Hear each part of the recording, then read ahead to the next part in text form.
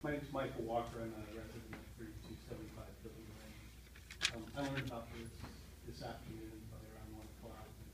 Ms. Ramsey helped me out to figure out that this was actually this evening. I wouldn't be surprised if some people check tomorrow night that they're actually a governing board meeting, because this wasn't on your calendar online, and the agenda item certainly didn't read like that. It was a single line.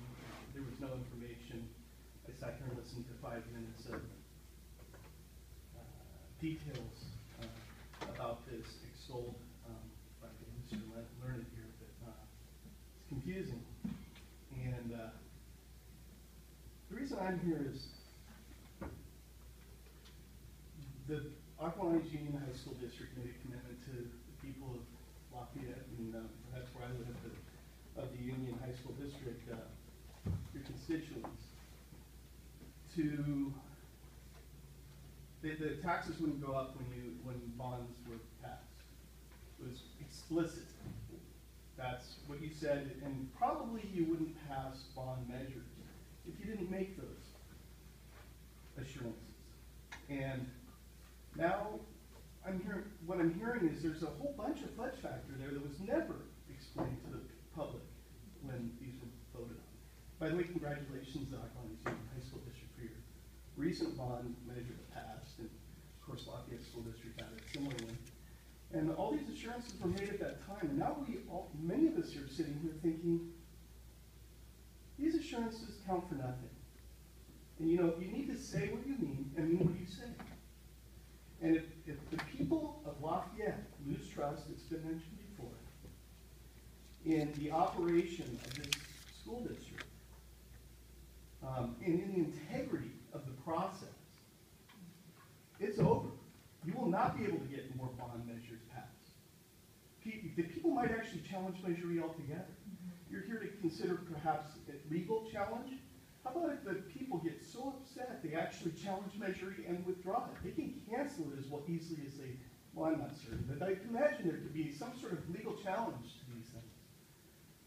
People are going to be I'm going to be very upset, but I think a lot of people are going to be very upset, and you need to consider this very carefully, because you're going to want to go back to the well again, to the people, the generous people of the Acalanes Union High School District for more money. And before you go to the well for another $25 million, and of course you're not going to use it now. You're not going to use the full amount. Of course not. But we just heard that it's going to. If we give you that permission, you'll use it, because that's the nature of government, in my opinion. So anyway, long story short, I think you really need to consider what you're considering doing here. I see my time is up. And understand the long-term ramifications, not just the short-term ramifications, but the absolute anger that people will feel when they understand that you have misrepresented, perhaps grossly misrepresented, how the bonds are actually applied in this situation, and how they're written, because it's been grossly misrepresented, and people are angry.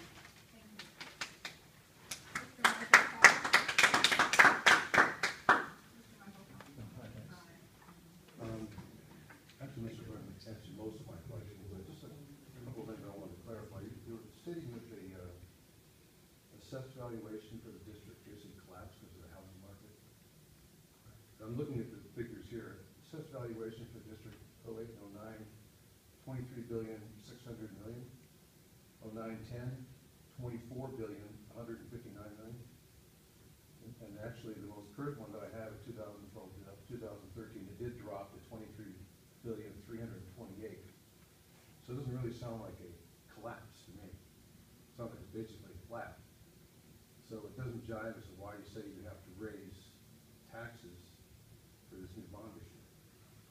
And the rates now, when you issued the bond in 09 and 10, rates were significantly higher than they are today. And today, if you did a bond issue, you'd probably be, if you're doing as you say you would, current interest bonds, basically 20-year amortization, would probably be around 3.5%, as opposed to the 6 or 6.5% you did in 09 and 10. So can you explain to me, as Ricky said to Lucy, he hasn't explained it to me. Well, Mr. Cochran, after you finish your comments, the board will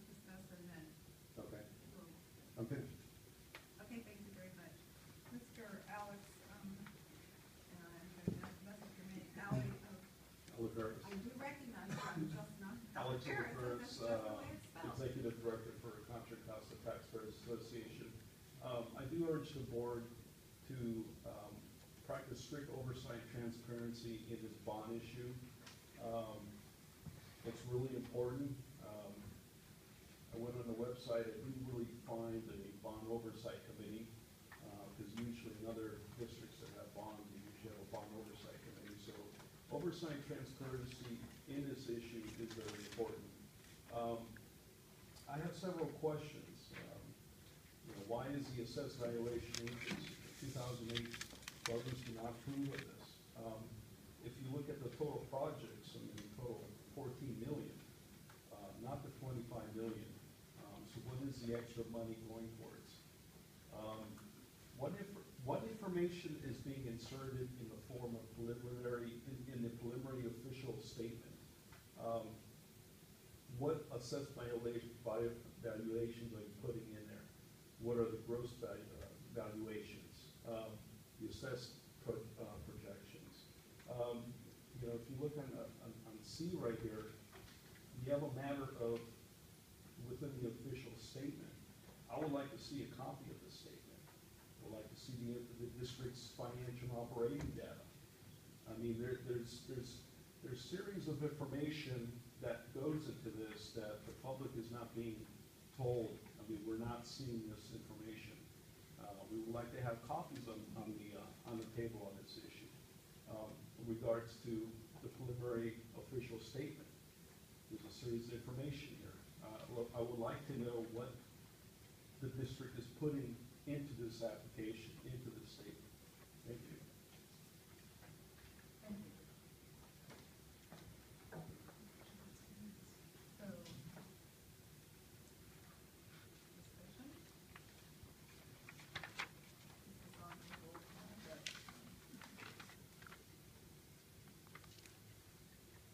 Well, Kathy, make a couple comments, partly in response, I think, to the things that came up in the public comment. I want to say at the outset, we're, I think, very appreciative of the financial support we get from this community. We've had it consistently, as one of the speakers pointed out, through a series of parcel tax measures and bond measures, and as a result, we get to run schools that really, I think, do a good job of serving our kids, and that's our ultimate purpose for being here. Somebody asked about flag years of AV and why that creates a problem. The problem is if you forecasted that the assessed value of the entire district, of all the property in this entire district was going to go up at 5% a year, and it declined or stayed flat, then you've got a lot of catching up to do for those years that it stayed flat, and that's what's pushing the tax rate up. I think Chris pointed that out in his early comments on this item. And so we were dealt a hand that we didn't expect by the economy, because in 2008 everything looked great, and people probably thought those AV projections were conservative at the time. We do have a bond oversight committee. I'm actually surprised it's not on the website. It may not be the easiest thing to find on the website, because we have a lot of, a lot of our website is parent focused, but we do have that bond oversight committee. We get a quarterly report from them. We actually accept the report. We take an action to do that, I think 4 times a year. It seems like more, actually. That we do hear regularly from them. And then I think the toughest thing about all this is that concept of a promise to voters. I think that's something we all take very seriously, and we're trying to balance the current needs of our students that we're serving and the facilities they need to conduct a high-quality education against that promise. And as Chris pointed out, those bond measures are complicated. There's an element where, based on current estimates, you think the taxes aren't going up. Some things happen that you don't expect to happen, and the AV goes down and the tax rates go up. And I think we all wish we weren't in this